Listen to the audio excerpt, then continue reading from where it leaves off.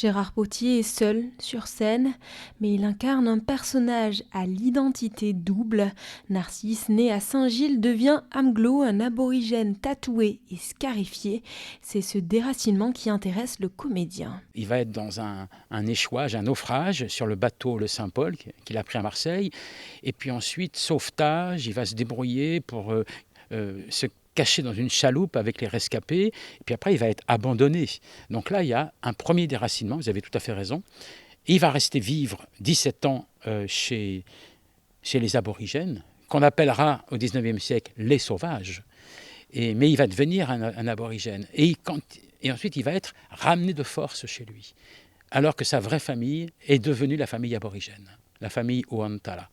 Plonger dans la vie de Narcisse, c'est aussi entrer dans un univers sonore très travaillé. Par exemple, la mer est évoquée avec une brosse frottée sur un tambour.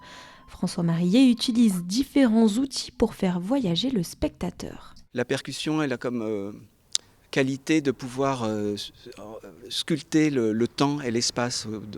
Voilà, on a un plateau qui est nu, il n'y a pas d'éléments de décor. Et puis elle emmène tout de suite aussi vers des imaginaires qui sont extérieurs, enfin extra-européens. Donc il y a des choses un peu asiatiques, il y a des percussions qui viennent d'Afrique. Mais voilà, j'ai pas cherché non plus à... Puisque l'histoire se passe en Australie, je n'ai pas cherché à reconstituer une musique traditionnelle, aborigène.